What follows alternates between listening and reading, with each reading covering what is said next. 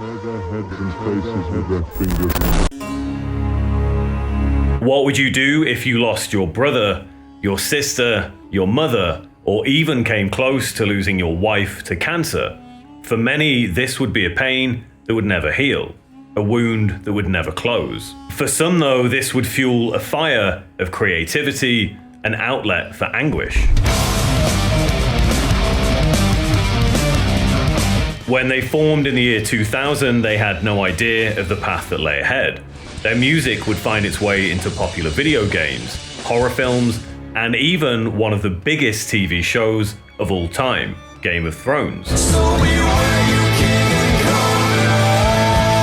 Which not only spawned this super cool limited edition White Walker vinyl record, but also saw some of their members appear in the show itself. Formed in Atlanta, Georgia, they have the unique property of 3 of their band members sharing lead vocal duties spread across 8 albums between 2002 and 2021. With what you could arguably call their breakthrough record Leviathan in 2004, helping to launch the group's career. They have been called one of the most original and influential American metal bands to appear in the 21st century, and one of the all-time great hard rock groups, combining a range of influences from Metallica and King Crimson to Thin Lizzy and KISS. Their lyrics focus on life, death, time, and the Grim Reaper himself. This is Hunters of the Sky, the story of Mastodon. Since the dawn of time, people have dealt with this, and what it is a very stealth disease. It's something you can't see, and it's in you. You're born with it. It's silent all its life, and it's running without vision. Something that can hollow you out from the inside and change all that's right. It's what you do from that moment forward that means everything. Britain, America, Russia, and France assemble in Nuremberg's courthouse. On November the 20th, 1945, an historic event called the Nuremberg Trials would commence. This was in the wake of World War II. These trials were carried out in order to judge and prosecute Nazi leaders for their involvement in the atrocities of this horrific event in human history. Some 56 years later, Mastodon would release their debut EP on August the 21st, 2001, and it contains samples from these trials. Some experiments gave men such pressure in their heads. The EP, called Life's Blood, would feature 2 songs with these samples contained: We Built This Come Death and Battle at Sea. One of those samples, although slightly reworded for the song, reads as follows. Some experiments gave men such pressure in their heads that they would go mad and pull out their hair in an effort to relieve the pressure. They would tear their heads and faces with their fingers and nails in an attempt to maim themselves in their madness. They would beat the walls with their hands and head and scream in an effort to relieve pressure on their eardrums. Mastodon's first band practice would take place on January the 13th, 2000, the start of the new millennium. This is the same year that many people believed would either be the end of the world or a phenomenon known as Y2K would occur. Y2K was essentially the concept that computers would encounter numerous errors due to a date formatting issue and plunge the world into digital chaos, which obviously didn't happen as, well, here we are. During this first band practice, Brent Hinds would show up so wasted that he couldn't even play. He was given a second chance though the following day.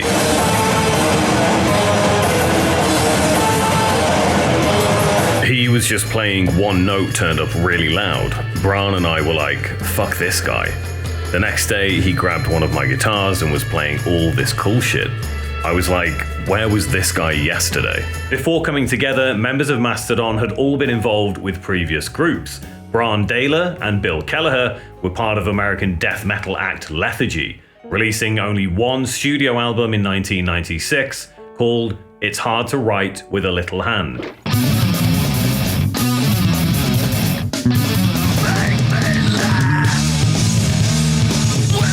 Brent Hinds and Troy Sanders formed an experimental group in 1993 called 4 Hour Fogger.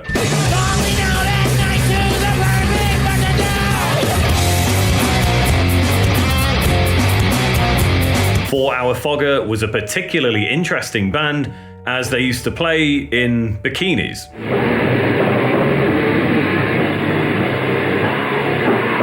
And Troy was also a member of Social Infestation.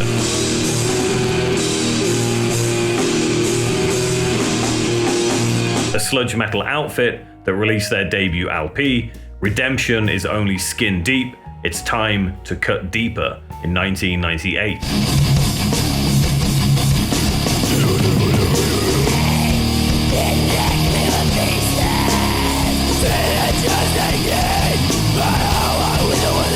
All four would finally come to meet at a High on Fire show in 1999.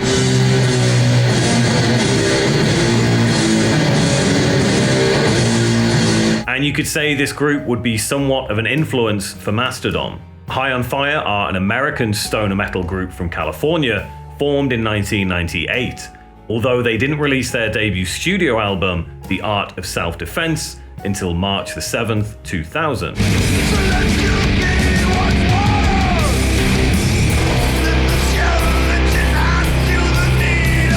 They would quickly discover they shared many common influences when it came to music, and individually those influences ranged from KISS to Alice in Chains, Iron Maiden to Led Zeppelin, and Metallica to Clutch.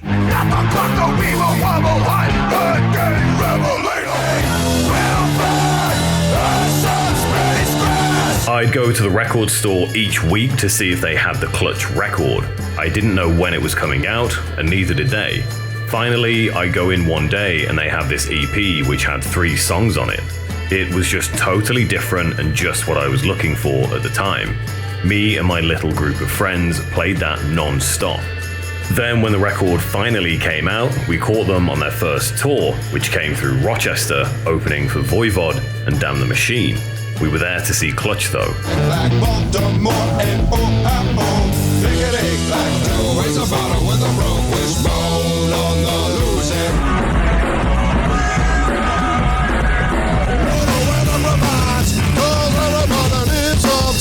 Clutch have been around since 1991 and have released 13 studio albums so far during their career.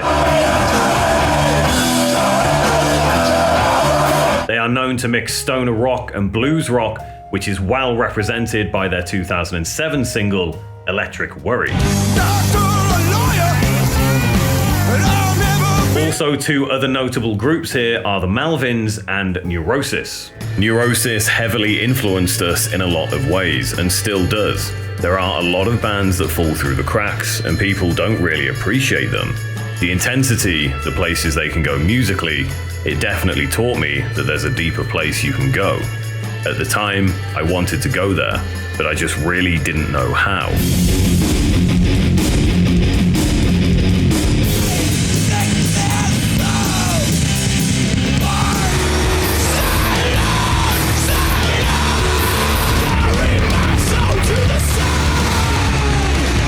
𝐬rosis emerged from Oakland, California in 1985, and before Mastodon had even formed, they had 6 studio records under their belts. The Melvins, though, made that look like child's play, as they had already dropped 11 studio records before Mastodon's formation. The first being Gluey Porch Treatments in 1986, and number 11 being The Bootlicker in 1999.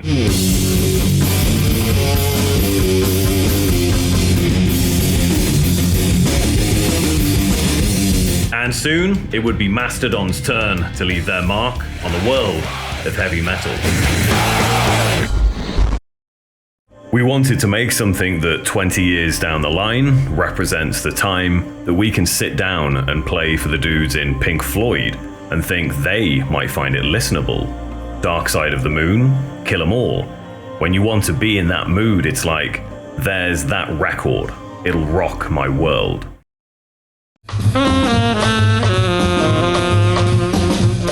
America, 1954. The Max Roach Quartet featuring Hank Mobley would be the debut studio album by one of the most important drummers in music history.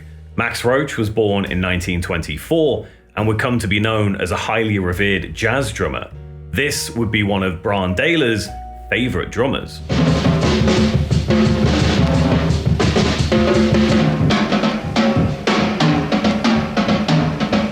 Phil Collins, a drummer not often associated with influencing metal musicians, was also a huge favourite for Bran.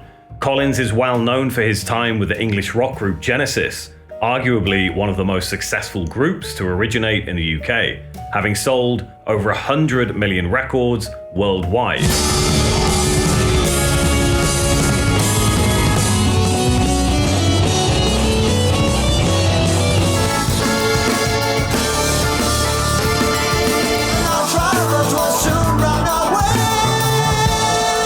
Bran's overall inspirations, though, spread far and wide.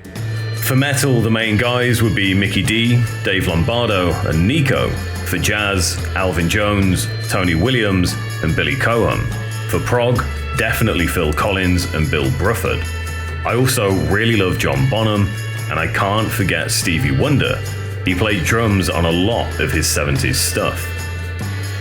Phil Collins is probably my favourite drummer. I never heard beats like his before, and he moved really nice around the kit, like water. He did these little hi-hat things that were very tasty. I don't think he gets enough credit as a drummer, and he seems to be blamed for ruining Genesis. Bran was born into a musical family and began playing drums around the age of 4. His grandparents were even members of a bluegrass band in Tennessee, and his parents, by his own words, were hippies. My parents were hippies, but they were Frank Zappa hippies, you know? They were putting Miles Davis's Bitches Brew on my headphones when I was 2 years old. I grew up listening to The Lamb Lies Down on Broadway, Close to the Edge by Yes, King Crimson's Red. All that stuff was jamming at my house at full volume all the time when I was a baby, along with Coltrane's Love Supreme, Stevie Wonder, Inner Visions, stuff like that. Constantly. King Crimson are probably one of the most influential prog rock bands of all time, forming in 1968 and releasing their debut record in the court of the Crimson King just a year later. Their 7th studio album, Red, being released in 1974, and it's clear to see the influence of this group in Mastodon's music.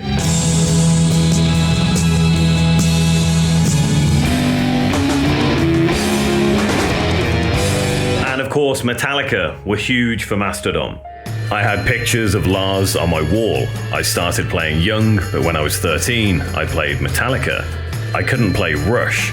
It was all For Whom the Bell Tolls. Everybody wants to talk shit about Metallica's musical choices, but how many world-changing records do you need to make to get some respect? So blues and jazz played a big part in the formation of the overall Mastodon sound. Guitarist Bill Kelleher was also influenced by blues artists such as Robert Johnson. And Johnson is essentially a quintessential part of American music history, with prominent blues guitarists such as Chuck Berry, Eric Clapton, and even Keith Richards of the Rolling Stones, citing him as what I guess you could call the godfather of rock and roll. One of the earliest records Bill remembers hearing as a kid was Sgt. Pepper's Lonely Hearts Club Band by the Beatles. When I first started playing guitar, I was 15, and I begged and begged my parents for a guitar. I ran around the house with a tennis racket, just like strumming on it. I had about 6 or 7 really close friends, all the same age, going to school together, and they all played guitar for a few years before me, so I was the last guy to get the guitar. My music taste included what was on the radio.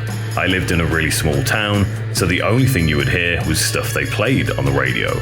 Boston, Led Zeppelin, the Beatles, David Bowie, Scorpions were real big, and I heard a lot of Rush on the radio.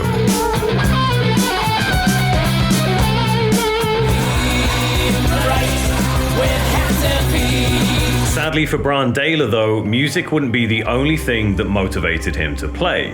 When he was a teenager, his sister Sky took her own life. Mastodon's 4th studio record, Crack the Sky, would be dedicated to her. This is a tragic event that Bran has spent his entire life coping with. When I was 15, my sister died. She was 14, and that was totally devastating to me. I think just the phrase crack the sky kind of means, for me, is the moment that I was informed that Sky was gone. I vividly remember being told that. That was the moment. And that for me could have cracked the sky. These influences and tragedies would also be channeled into the first Mastodon record, Remission, released in 2002 via Relapse Records.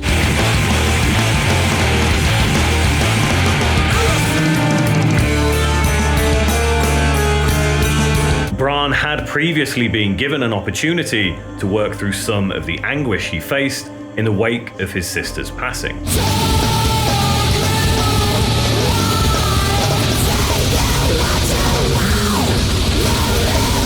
He played drums on one record for American noise rock group Today Is the Day, formed in 1992. 𝐕Get would appear on The Eyes of God, released in 1999, along with Mastodon guitarist Bill Kelleher. Today Is the Day was essentially a way for Bran to work through his pain, and Mastodon he saw as the start of a healing process, hence the title for the first record, Remission, in which he began to forgive many heartbreaking things that had happened in his life. Although Mastodon would fuel some of their creative process with trauma and pain, there was another side to this Atlanta-based group. Their fascination with ancient creatures, mythology, and fictional storytelling would be a driving force for their now distinguished sound. We got kicked off a show in Nashville because I was fucked up on acid and ripped a bathroom up. It was real early in the morning. I was coming down off the acid by drinking tequila. I was starting not to trip anymore. We didn't have to play till like 1:30 in the afternoon. I would have been totally fine. They sent us home, but we joined back up with the tour a day later.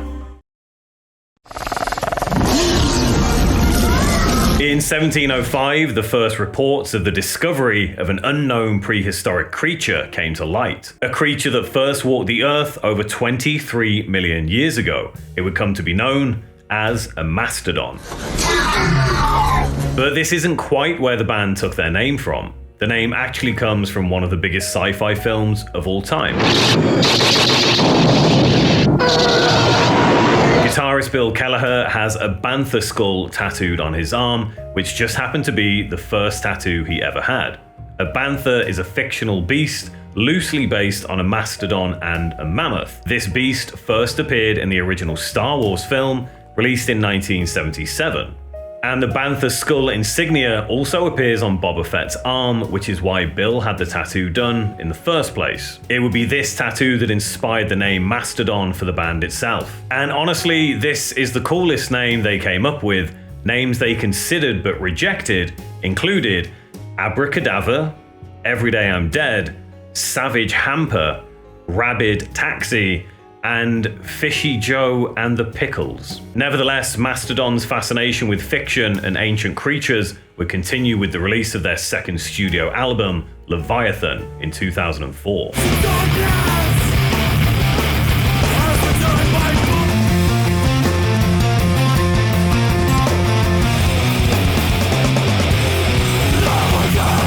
This album is said to be based on Moby Dick, a now classic American novel published in 1851. The story of Moby Dick essentially follows a captain's obsession with a white whale, an obsession so maniacal he even puts his crew in danger in an effort to capture it.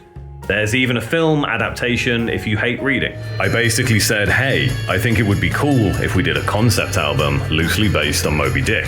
You guys don't have to read the book to participate. I just thought it would be cool aesthetically, first and foremost. The obsession with Moby Dick was like our obsession. It wasn't about chasing fame, it was about what kind of music we could create together.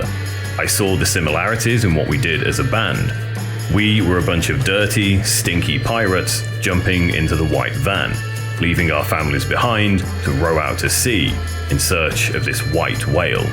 And the name for the record itself also references an ancient mythological creature.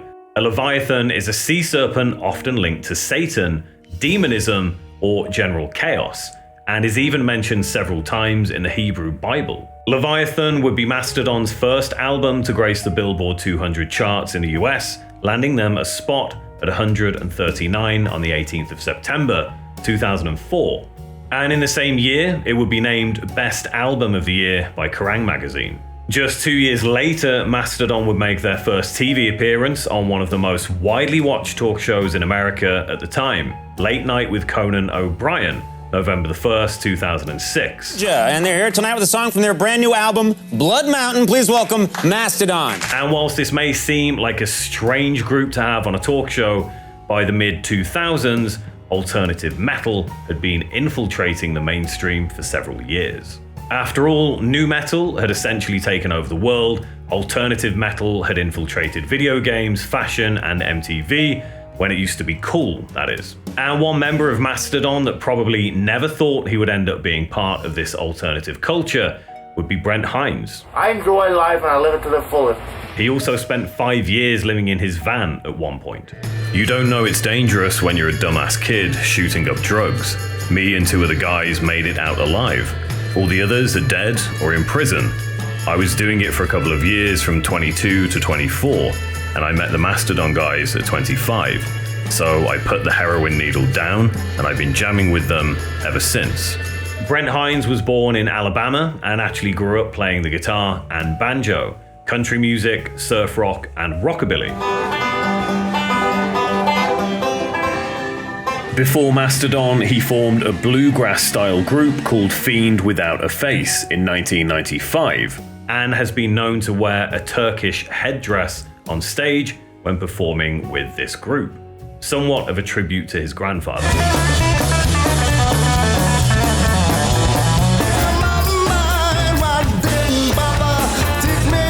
My grandfather was a Shriner. He drove the go-karts. He wore the fezzes. When I was a kid, we would go watch parades and see him driving the go-kart in the getup. It was super awesome. He died when I was about 7. That image just stuck with me. I also love the Egyptian connotation as well. It has a mystique. I love all that Illuminati shit, but at the end of the day, it's my grandfather. You always pay tribute to those you loved and lost. I'm not a Shriner, but I have a lot of Shriner hats. I've even got a Shriner tattoo. Brent also developed somewhat of an obsession for Frank Zappa, an iconic American musician who released an incredible 62 studio albums during his career before sadly losing his life to cancer in 1993. I listened to a lot of satirical music, a lot of Frank Zappa, Captain Beefheart. I like sort of out of the scene stuff. I tend to get a lot of obscure records through my friends. Frank Zappa, people have a lot of weird stuff. I just have a shitload of Zappa, maybe 50 albums. My iPod and iPhone are full of him. I'm never far away from Frank on my devices. Everyone tries to have every band in the world on their player. I just have the one.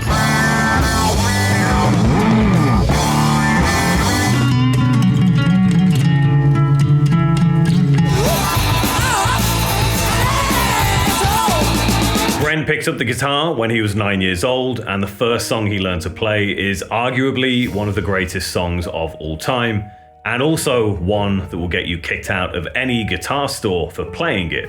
Led Zeppelin's Stairway to Heaven. From there, I was really obsessed with it. My parents were going through a divorce at the time, and I was only a kid, so I just really needed something to do. So I rode skateboards and played guitar through those troubling times in my life. Some years later, Mastodon would even release a cover of this epic song in memory of their longtime manager, Nick John, who sadly passed away from a battle with cancer. The first 4 Mastodon studio albums would each represent an element. Remission represented the fire element, released in 2002. Leviathan represented the element of water, released in 2004. Blood Mountain represented the earth element, released in 2006. And Crack the Sky represents the element of air, or aether, released in 2009.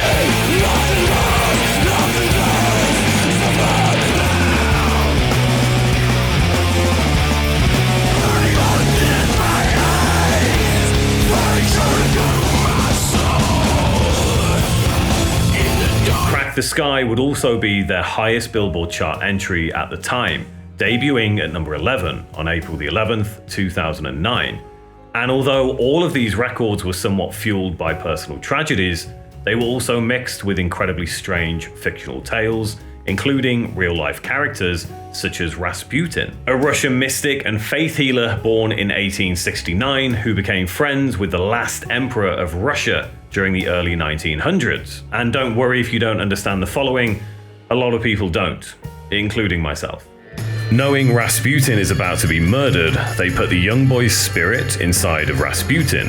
Rasputin goes to usurp the throne of the Tsar and is murdered by the usurpers. And the boy and Rasputin fly out of Rasputin's body up through the crack in the sky and head back. Rasputin gets him safely back into his body. That's the basic story, but it's all metaphors for personal shit. Despite Crack the Sky being the most commercially successful record the band had seen at the time, it almost didn't happen. In 2007, Mastodon attended the MTV Video Music Awards and a fight broke out between Brent, 𝐕e, the bass player of System of a Down, and 𝐕e's friend, another musician, William Hudson. Initial reports indicated Hinds was jumped, but hotel security footage and eyewitness reports now reveal that the singer was drunk when he encountered 𝐕Get and Hudson outside the Mandalay Bay Hotel and Casino. According to a police report the Las Vegas Weekly cites, Hinds was the instigator and allegedly took off his shirt and hit 𝐕Get with it, then punched Hudson in the face and chest. After initially trying to calm Hinds, 𝐕Get and Hudson punched him in the head, resulting in Hinds' severe injuries, brain hemorrhaging, a broken nose, and pair of black eyes. Hinds found himself in a coma and he suffered from severe vertigo for 8 months after the incident. His fellow bandmates didn't even know if he'd be able to play guitar again. He got rocked a little. Something terrible happened to him. He was struggling a bit. It was just a bum out. I was for the first time. It felt like Mastodon felt real fragile. And I think for someone like Brent, for that to happen, it's almost impossible for him to escape without having songs about it. I think that's kind of important. All this music poured out of him after the incident. I've never seen a phoenix reveal itself so quickly. Crack the Sky also features one of the most epic Mastodon songs the group have ever laid down in a studio, although that is a subjective opinion. A 13-minute long track called The Last Baron. Although this record was partly born from tragedy through the loss of Brant's sister many years prior, to some fans it became one of the most powerful records Mastodon ever projected onto the world. To date, Mastodon have released 8 studio albums in total, with the latest being Hushed and Grim in 2021. And as much as I would love to cover every single record in depth and explore all of the strange and wonderful concepts that they bring to life, I'm not sure anybody really wants to watch a 10-hour-long video on this topic. And my regular viewers will know that I generally like to cover the early years of a band's history. Mastodon are now one of the very few metal groups that have won a Grammy Award. In 2018, they would win a Grammy for Best Metal Performance thanks to their song Sultan's Curse, taken from their 2017 record Emperor of Sand. They joined the likes of Metallica, 9 Inch Nails, Soundgarden, and High on Fire, the same band that brought the members of Mastodon together all those years ago. Despite their incredible success, they're kind of an underrated band, and I really do feel like they deserve a lot more recognition for their contributions to metal music over the years. Despite the sheer amount of trauma and tragedy this group has endured, they've turned it into something truly incredible for all to see and hear.